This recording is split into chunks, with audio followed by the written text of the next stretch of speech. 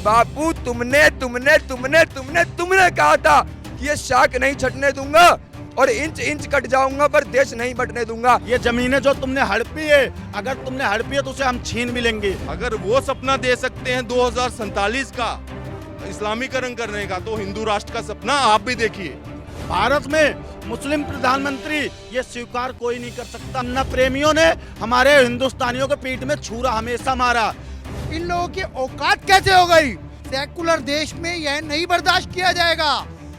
वक्फ board की जमीन मौजूदा समय में एक मामले के तौर पर सामने खड़ा हो रहा है। मौजूदा समय में जिस तरीके से वक्फ बोर्ड पे एक तरीके से हड़कंप मच गया है, ऐसे में हमारे साथ बातचीत करने के लिए कुछ लोग हैं। मैं आपसे पूछूंगी कि वक्फ बोर्ड को लेकर जो मामला चल रहा है, जो बवाल चल रहा है, उस पर आप क्या कहेंगे?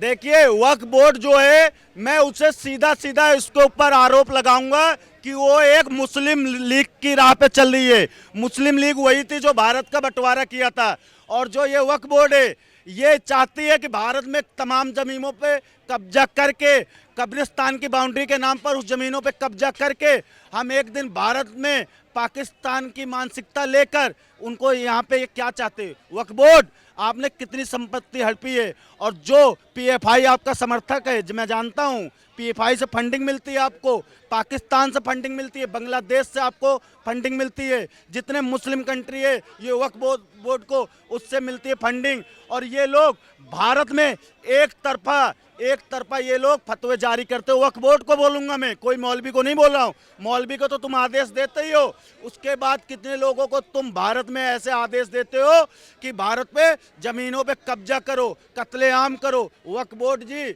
आप जमीन कब्जा कर रहे हो, लेकिन इसका मतलब ये नहीं कि तुम भारत में कब्जा कर सकते हो। ये जमीनें जो तुमने हड़पी है, अगर तुमने हड़पी है तो उसे हम छीन भी लेंगे। ज़्यादा दिन की बात नहीं है, इस पे कानून भी भारत सरकार, तुम्हें मेरे हिसाब से तुम्हारा हाल वही होगा जो भारत में पीएफआई का हुआ है और जो मुस्लिम लीग का हुआ है। और जहाँ तक आप बात कर रही हो वक्फ बोर्ड की, वक्फ बोर्ड में ऐसे ऐसे नेता हैं, वक्फ बोर्ड में ऐसे ऐसे नेता हैं जो भारत में, सुनो, भारत में वो चाहते हैं कि भारत का फिर से बंटवारा हो।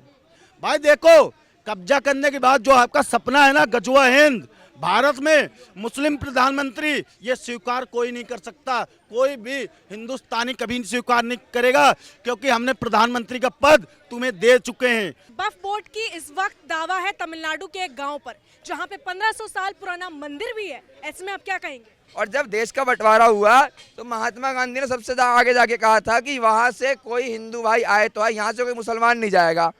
उस बात पे बस ये कहूँगा कि बापू तुमने तुमने तुमने तुमने तुमने कहा था कि ये शाख नहीं छटने दूंगा और इंच इंच कट जाऊंगा पर देश नहीं बटने दूंगा। अरे धरती, सूरज, अंबर, चंद्र सारे ही शर्मिंदा थे, और जिस दिन ये देश बटा बाबू, उस दिन तुम भी जिंदा थे। और 2 थप्पड़ के बदले में बापू, 2 थप्पड़ के बदले में 1 थप्पड़ तो मारा करते, बंटवारा ही करना था तो ढंग से बंटवारा करते। ये तो हो गई पुरानी बात, अब करेंगे आज की बात। हम कहाँ जाए? इस देश के 75 करोड़ जो बहुसंख्यक है वो कहाँ जाए? अल्पसंख्यक का नारा लगा रहे हैं। अकॉर्डिंग टू कॉन्स्टिट्यूशन अल्पसंख्यक वही होगा जो देश की आबादी के 15% नीचे होगा। अल्पसंख्यक हमारे क्रिश्चियन है, अल्पसंख्यक पारसी हैं, मुसलमान अल्पसंख्यक में नहीं आते। ये कब से अल्पसंख्यक में आने लगे मुझे समझ नहीं आता है। वक्फ बोर्ड कुछ नहीं है, गजवाए हिंद जो इन्होंने अपना टारगेट रखा है 2040, जहाँ पे अभी दरभंगा में पीछे न्यूज भी आई थी, कितने लोग अरेस्ट हुए हैं बिहार के दरभंगा जिले में।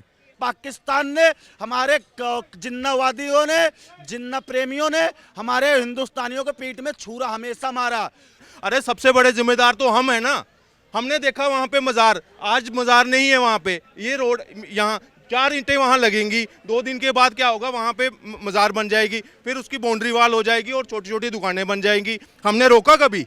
हमारे सामने दिल्ली में आप देख रहे हैं, आप सोशल मीडिया पे क्या प्लेटफॉर्म पे देख रहे हैं कि रेड चल रही है साथ में, कि प्लेटफॉर्म पहले बना या मस्जिद पहले बनी, किसी ने आवाज़ उठाई?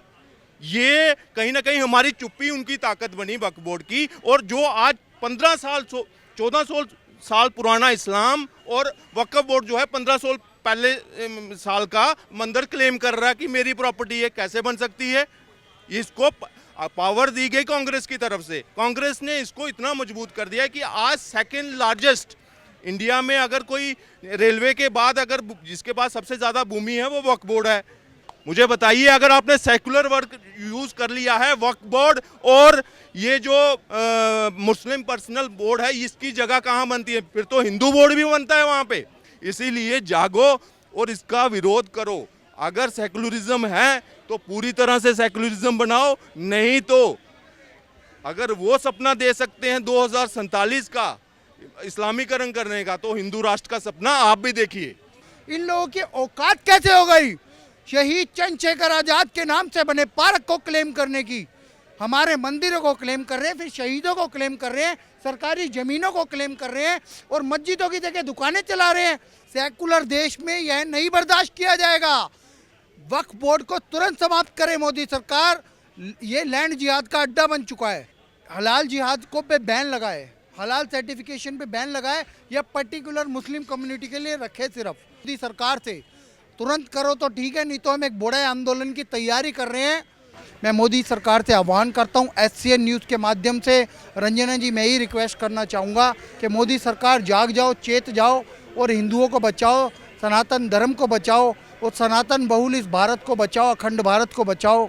भारत माता की जय।